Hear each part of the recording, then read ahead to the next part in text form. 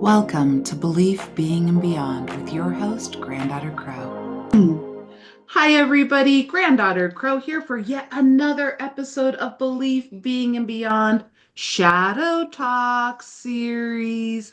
So, let me kind of outline what the Shadow Talk series is about. Then I'll introduce who is on the Shadow Talk series.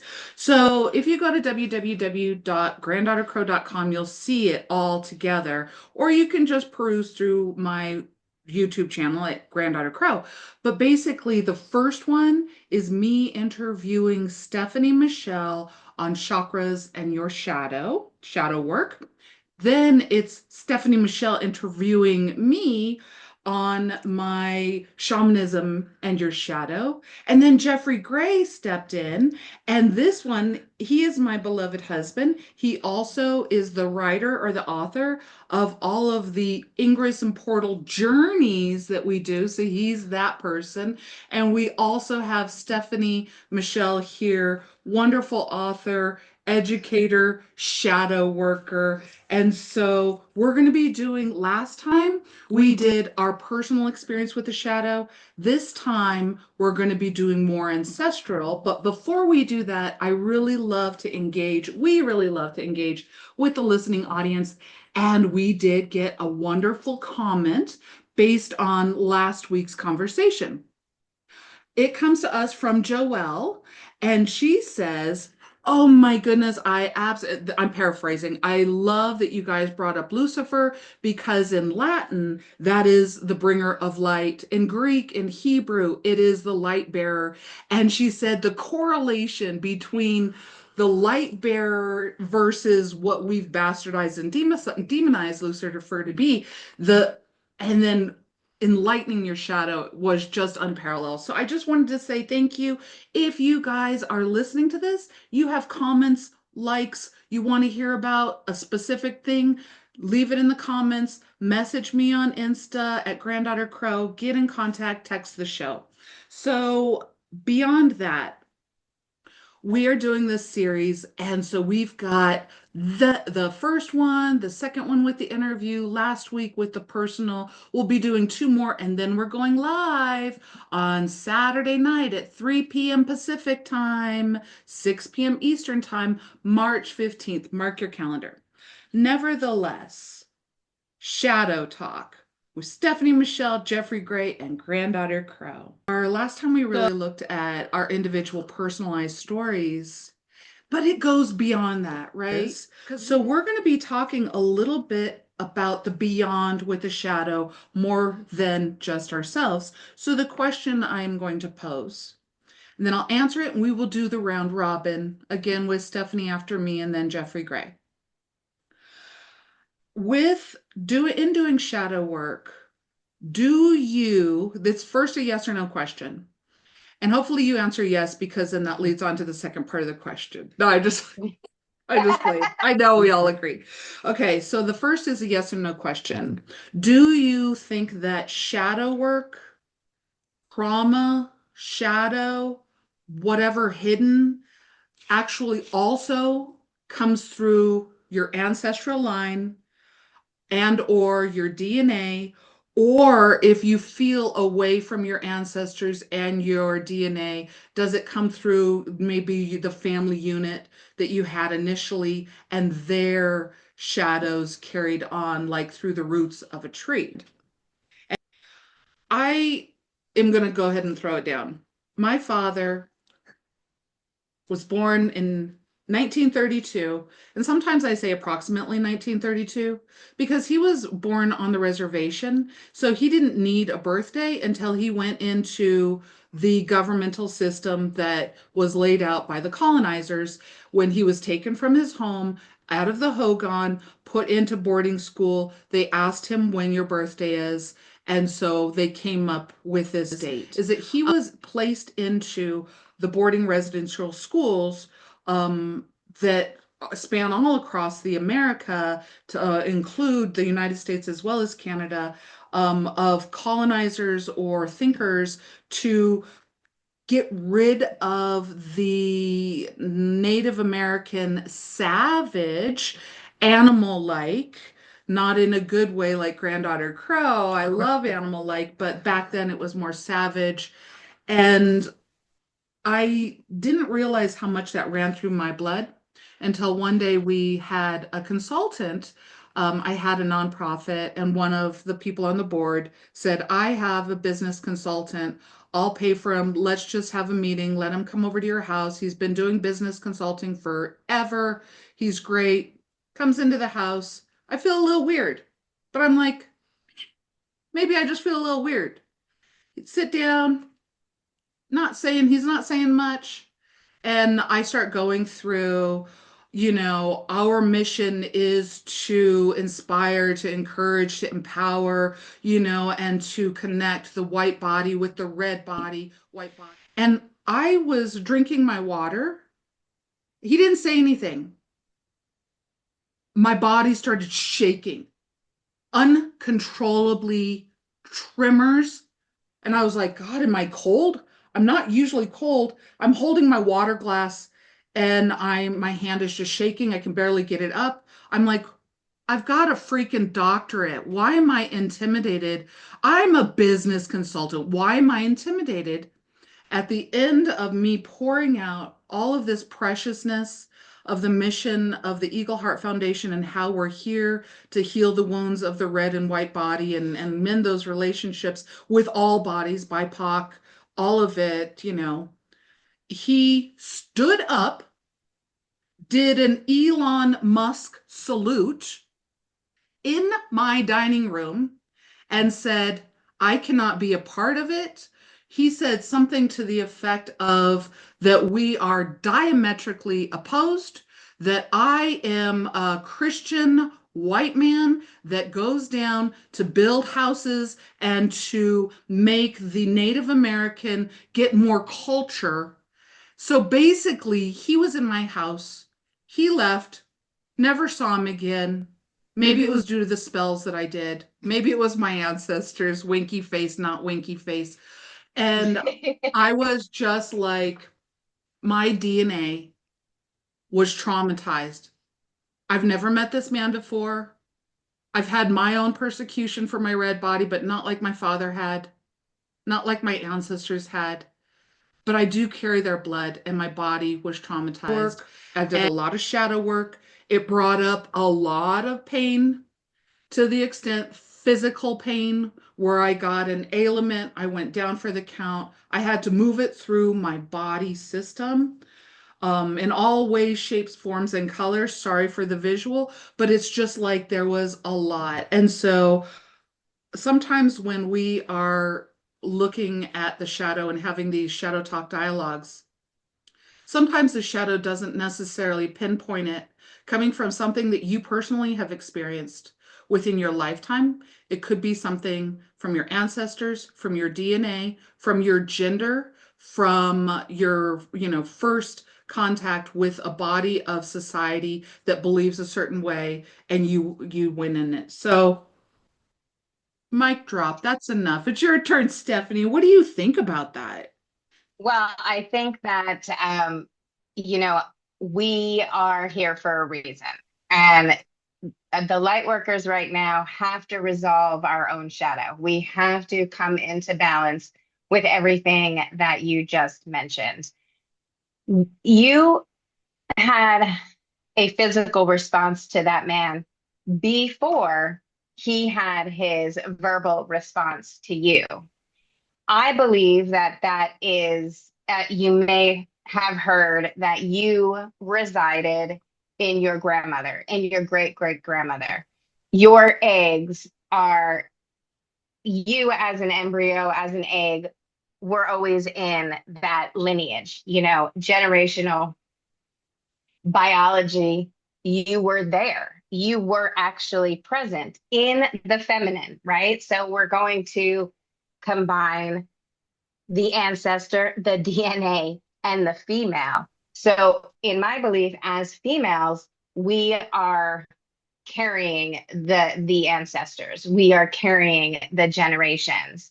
And so you had a visceral response before you knew why. And part of that is because you're psychic, and part of that is because you were there with your grandmother. and your great grandmother. And you did see it on a biological, experience, because the eggs carry the eggs, carry the eggs, carry the eggs.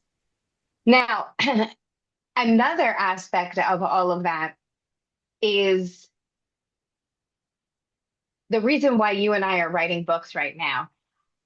The books that were written back in the 1940s created a structure, created a social structure. The 1920s, the 1930s, the 1940s, all they had were books. And so, as our great grandparents, our parents, our grandparents were reading 48 Laws of Power, The Art of Seduction, all of those books on essentially manipulation and men being the patriarch, that we don't think about those books. Those books aren't advertised. Sometimes you get them, I'm mentioning them right now, but they're so embedded. That belief system, that art of manipulation is so embedded now, 90 years later, 80 years later, because of the ancestral DNA, because of the socialized expectation of those books. And so the reason why I believe shadow work is so important for light workers, for us, is because we cannot fight fire with fire. We cannot go in and say, well, I'm a pagan, so I don't believe what you believe, Mr. Christian. I don't, I have these belief systems, and now I'm going to rise up and battle your belief systems. It doesn't work.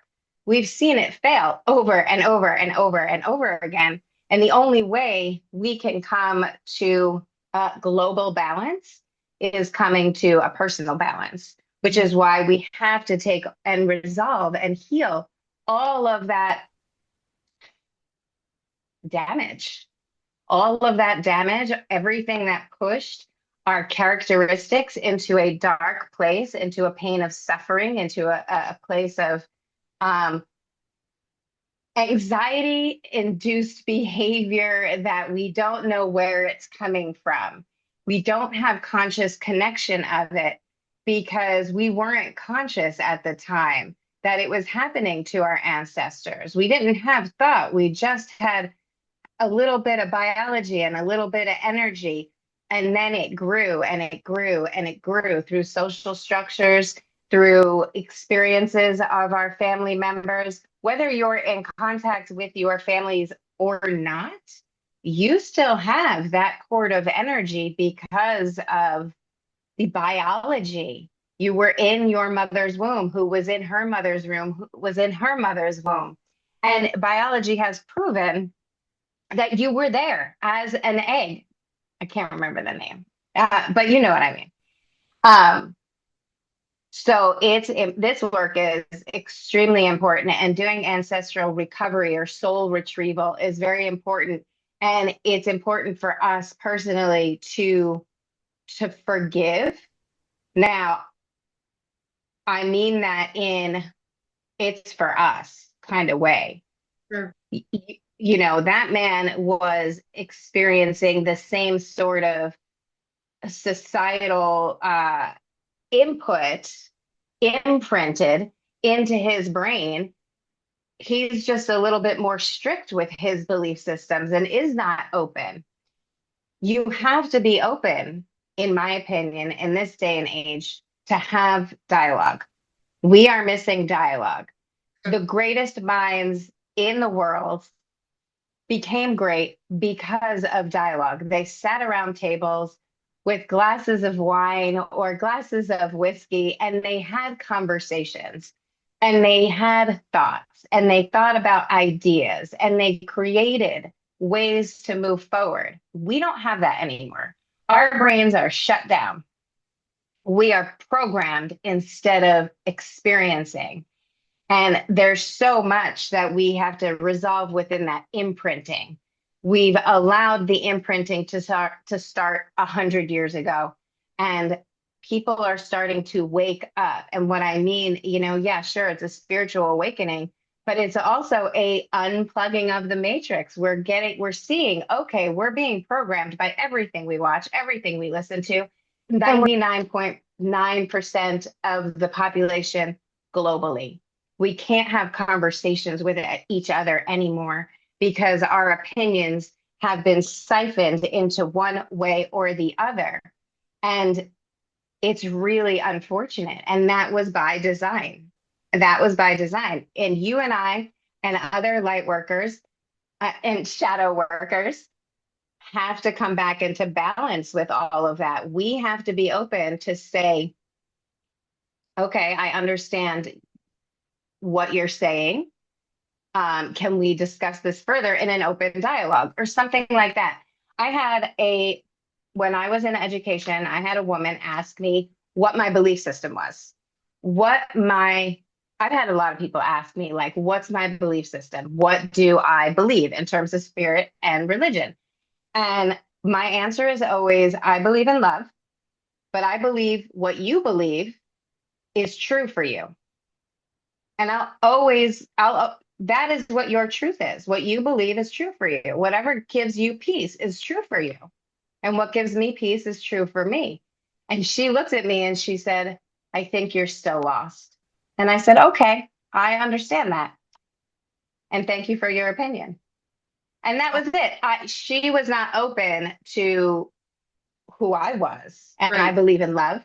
And I believe that what brings you peace in your heart is what's true for you and what works for you. So if you're enjoying the Belief, Being, and Beyond podcast and would like to support it, I'm on Patreon. Just go to Patreon, Granddaughter Crow, or you can find it at granddaughtercrow.com. Thank you so Is much. like, it just kind of makes it even better that we're having the shadow talk to kind of show people what dialogue looks like. And we do come from three different points of view, but we kind of end up in a broader sense. And this is what I love with Belief, Being, and Beyond. Just a really quick plug is that whether you subscribe to every person that I bring on the show, like what they say, don't like some of it, it is a buffet. Take what you wish. And I also stand with Stephanie on the divine as it reveals itself to you is where it's at, but always look for more because there's always more beyond. So, Jeffrey Gray. Oh, okay. Yeah, Jeffrey Gray, it's your turn and then we'll kind of go around again to comment around ancestors, DNA. Do you believe that trauma and shadow work come through that? Absolutely. Okay, cool. Yeah. And what do you have to say about that? Okay. So, listening to both of you speaking, the female on Earth, female species are, you're absolutely right. That is what is perennial. Is what is uh um even without. I mean, they're finding that even without, being fertilized, there's a lot of female species that reproduce, on their own. Reptiles can do it, insects do it. They're all, I mean, the female is the dominant thing that's needed for the perpetuation of our species, Good right? point. Yeah. So there's that. There's also you spoke of we're speaking of memories, right? So on my path, there is, I mean, there are two ravens, Hugin and Munin. One is thought and the other is memory, and they sit on Odin's shoulders, right? So Munin is the female. Her memory is female, So it keeps going I like going that. through there. Um, the Edda, which is the all of the combination of what was written down, in 976, and all of that old lore that we pull from In the Norse. on the Norse path is the poetic Edda, and Edda means great grandmother, well, grandmother, Mm. So it's all very true what you're saying. And as you know, as a man, I see it, I mean, you can see it if you look. The problem is, uh, because I consider myself a feminist. I mean, very much so a feminist. And it is, I see a lot of empowered women, a lot of empowered females. I don't think that that's the big issue. I think the big issue is these guys giving up that, that complete control that is prevalent in, our society, Western society, Eastern society as well. I mean, it's everything is male dominated and it's become that way. And it's funny because and I don't want to go off on this too much, but I've heard so many times that women are too emotional to lead, you know. And then you look at this guy all red-faced and screaming, screaming that at you. And I always thought, really, who's emotionally out of control here? If you're I mean, enjoying the Belief Being and Beyond podcast and would like to support it, I'm on Patreon. Just go to Patreon, Granddaughter Crow, or you can find it at granddaughtercrow.com. Thank you so Idea much. of the female carrying the memory of the ancestors, the memory of the DNA, through it all, even in a spiritual way, in a biological way, and for me, in a very like, that just happened way. So here's one out of left field. How am I supposed to know whether part of my shadow comes from my ancestors, my DNA, or what? Or does it even matter? Do I just need to look at it? And then as it unfolds, I understand it more. What do you think about that, Stephanie? We get fixated on why. And why has its purpose. When you're thinking about being motivated or you're thinking about moving forward, they always say, find your why. So finding why can absolutely inspire you to move. But just like everything else, if we overindulge in why, it can tip the scales. It can become imbalanced, not imbalanced. So we get fixated on why and where. Why do I feel this way? Where did it come from? And I don't think we need to do that to such a degree. Again, sometimes it's really beneficial. But if sometimes we can't find the root cause of it, and then we just become fixated on finding the root cause instead of saying, okay, here's a face structure that does something to me viscerally. And so let me just connect with those emotions. Let me connect with how that feels. And now, even now, I want to say, well, why do I feel that way? Sometimes it's just no, okay, I don't know why I feel that way. I don't remember what's going on. I just know I don't want to feel that way anymore. There's no reason why this type of face structure, when you see, for me, it used to be the light brown, almost tinted red hair that had a lot of freckles, Irish, but not that type of Irish looking. It used to, if I saw somebody who fell into that category, it would give me a visceral response. And I don't really have a connection for it, but I worked on it and I said, there is no longer, I'm safe. There's no longer whatever happened. There's no longer happening. It's in the past. So I had to really talk my energy and my consciousness out of having that experience over and over again, even though I couldn't find a reason for it. And I've done a lot of past life journeys for myself and for other people. I've done a lot of soul creations for myself and for other people. That one I couldn't find a source for, but I knew that it was a ridiculous thing that I would just judge for no reason. And now in my life, I see that face structure, that type of person, and I think they're gorgeous and I think they're beautiful and I love them. And I definitely, tip the scale in the other way where I have balance in that.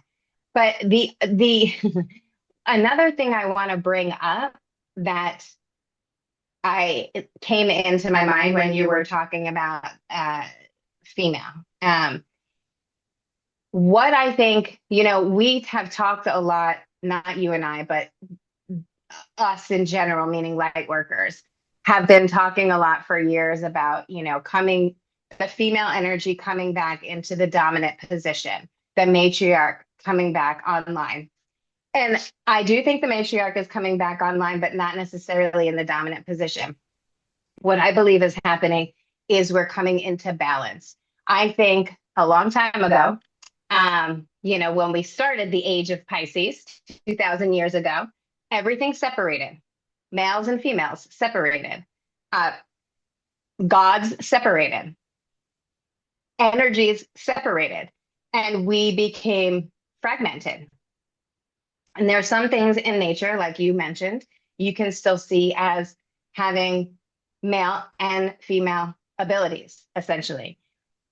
For me, I think I'm going to always stay in this body as Stephanie Michelle, as a female, but I want to be able to embrace my masculine side and live in harmony with it.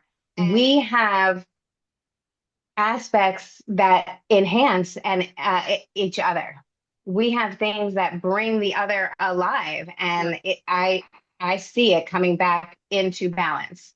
I love that. I love that. And I just also, I'm going to comment about that, but I also kind of want to toss a question because we talked about ancestors, we talked about DNA, maybe just a few minutes on past lives. And if people believe in past lives, can your trauma and shadow bleed through? And if you don't, hit the like, subscribe, and comment, and we'll see you next time. No, I just played.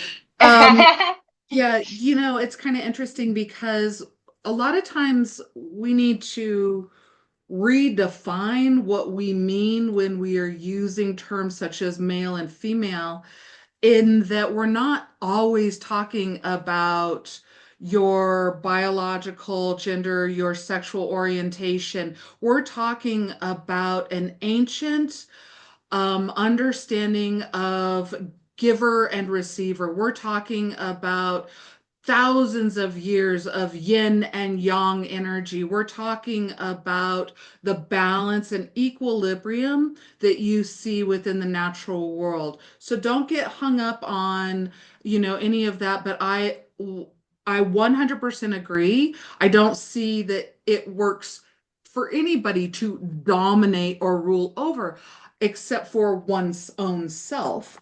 And I see that if we balance, because the feminine energy and the masculine energy, when they come together, creation is born. And that can come together right here in my practice, in your practice, in your poetry, whatever it is. I agree. I agree, with what Stephanie said about it being balanced, and what you agreed with her too. We can, and you're absolutely right. We speak of, this Piscean age and separation, and we have to, and we dissect. I mean, that's our science, is to dissect nature. And right. it will be so much, it is, we need the new age, I mean, it needs to switch up, and we need to start on a different trajectory as a species, to make this thing work. And I think, I mean, it could be beautiful. It will be a beautiful world. I don't know how we're exactly going to get there, but nothing is permanently changed. So great. Don't worry, we're getting there. We've always got that. So we did go from ancestral to DNA. What about past lives? And we're starting to come to the end, so maybe just a few minutes each on past lives or an experience that you've had. Stephanie, go ahead, and then Jeff, and then I'll kick in. Okay. Well, I'll give you the most recent years, this amazing transformation I saw working with a woman through her past lives. She came to me and she was riddled with anxiety, always in a panic where not like she couldn't leave her house. She was a nurse. She is a nurse. Um, she had her life. She was doing her day, but she always had, the shakes and was really skinny because she wouldn't eat, a functioning 100% all the time anxiety, but functioning in society. And she could not shake it. She had very well known trauma to her, right? So her growing up experience, definitely she had these, I know this trauma, I know this trauma, I understand this, and therapy worked for some of it, right? But there was something else that she just could not put her finger on. And I did a past life regression with her, and I'm very visual. So I sometimes can just see everything without, I can't even interpret it. I'm just going to give you what I see. I see, I see, I see. You tell me what it all means, right? And so I saw her in a burning house, and there was a lot more to the meditation, the visual, the visions. It's an hour and a half session, but essentially she was in a burning house and she was the only one that survived. So we talked about it. And what happens in my experience with the people that I've worked with, she's not the only one, but was a very big moment. Even you have no conscious memory of it, of course, but your body does. And so her body just started wailing and crying and releasing all of that. And I sat with her for a while and we worked through it. And now I think it's been 3 years, no anxiety, total confidence, has not only is she still a nurse, obviously, but she's the director now of this very private, medical institute thing. It was almost immediate where her anxiety disappeared because Wow. we pinpointed something that she couldn't consciously hold on to or attribute her anxiety to, but she felt it. She felt it on a very physical level and just let it go. I love it. I absolutely love that. And congratulations to her and to you for doing that work.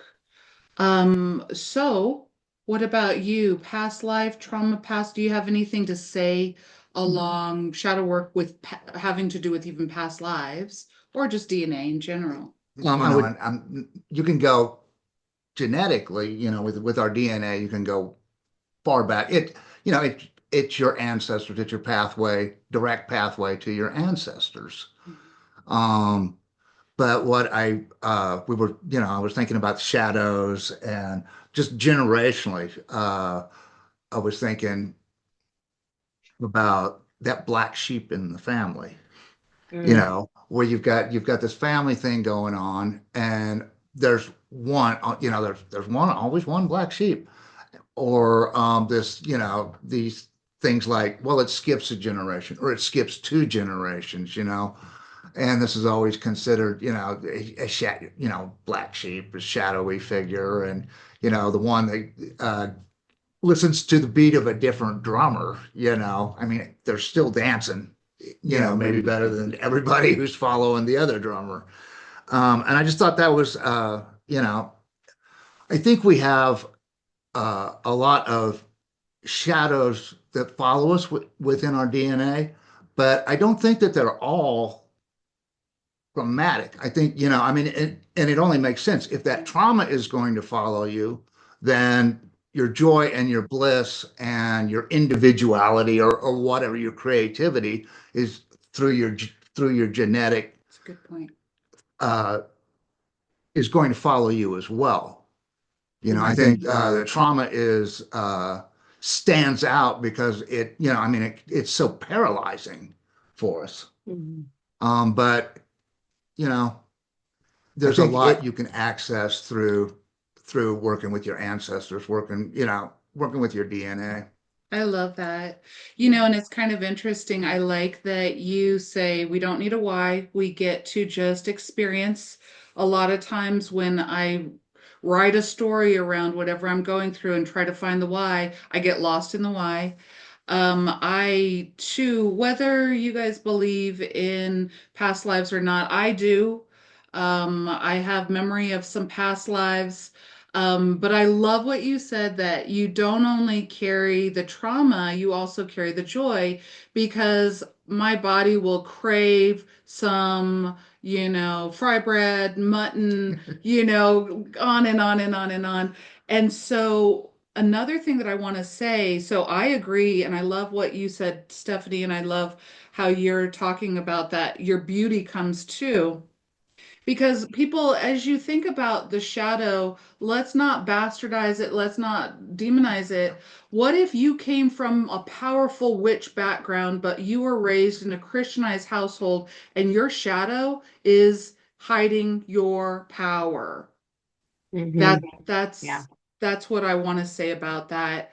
To include DNA and all of that. As you work through these books, one thing, and then I'll do a really quick round robin on what else do you want to say. But as you work through shadow work, I really enjoy chakras and your shadow work, because Stephanie doesn't go, "Oh, your shadow work came from something else." Stephanie goes, it's here and you can handle it here. Let's take some responsibility because ain't nobody's gonna do their work. Let's go into each of the chakras and we do the same thing. It's kind of like, yeah, you can say, well, that trauma happened to me, this trauma happened to me. But at the end of the day, the work that I need to do is right in here. So I really love that's another correlation that all three of us encourage people to do inner work in order to shine bright. So before we wrap it up, Stephanie, do you have some last words or points that you want to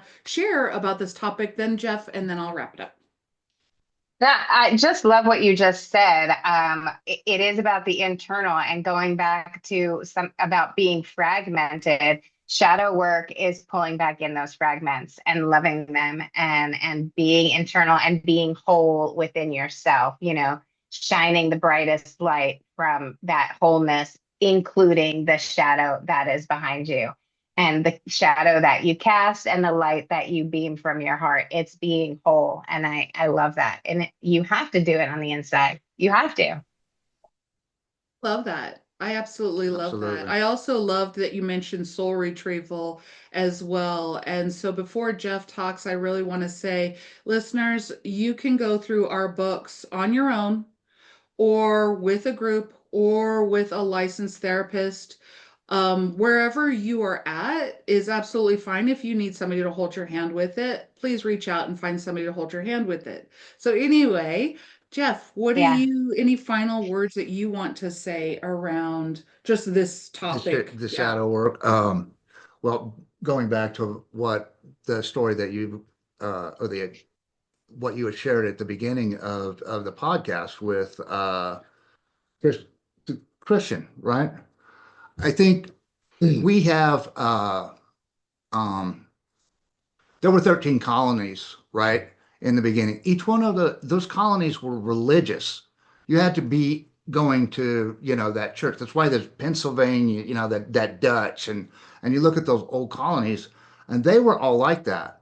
Mhm. And I was reading a book, think it's the God Part of the Brain, and the author had, was talking about how much in this country especially it is we we have a lot of the spiritual beliefs of like a third world country. It's crazy. But you look at what the shame that they can throw down on people, with Right. with their religious stance. I don't even know if it's a belief anymore. It's a stance, it's a cudgel. Um, and you know, realize that when you're working with your shadow and realize where you are and what kind of shame you're getting environmentally, that it's not yours. You don't have to own that. You do not have to own that. I like that. 100, Right. because a lot of times, I mean, shadow isn't just the part of ourself that we hide from ourself, it's the part of ourself that we hide from our social group in order to belong. And if Right. you are tied into a stance that may not necessarily be spiritually on the same page as you, and you're still getting persecution from those inner voices, recognize that. Mhm. Absolutely. Recognize that. Absolutely. I absolutely, go Don't ahead. let them take your power. Don't let them take your power. Who's the magician? I am. Everybody with me. Who's the magician? I Yeah. am. Even those people who are arguing in the stance are powerless to the belief system they're subscribing to. Like, They're giving away their power to hyper focus on the agenda they're trying to push. And it stop. Stop trying to push an agenda. Be you. Just be you. If that's what you want to believe, fucking believe it. Love it. Be you. yep. Have amazing conversations in all across all categories. Don't make me you. I don't want to be a carbon copy of anybody else. And you shouldn't want anyone else to be a carbon copy or subscribe to your identity, because then that's where we all become the robots we're fearing are going to take over. They're going to be us. We're going to be them.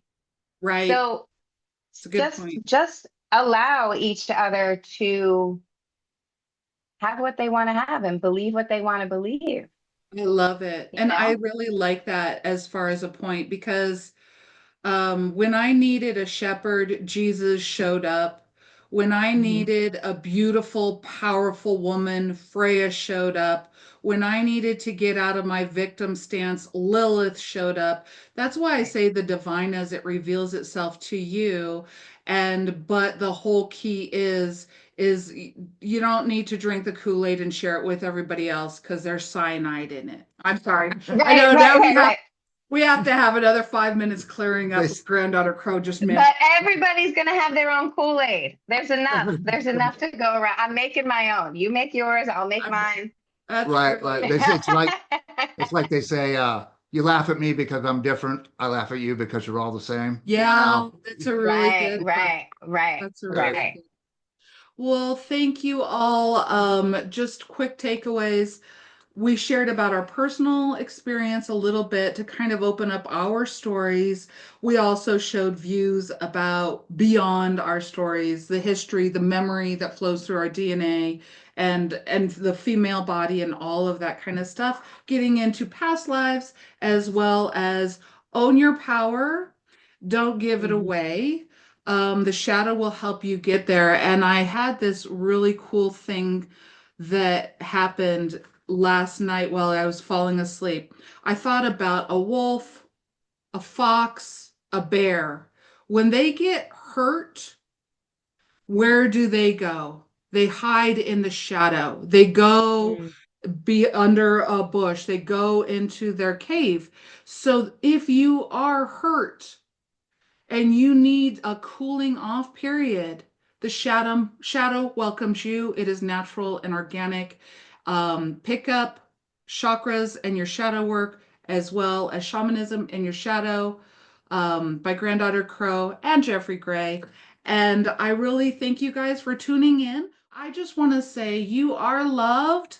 And I actually love your shadow too. I love you being your greatness as only you can be. Be empowered, be empowered, be yourself.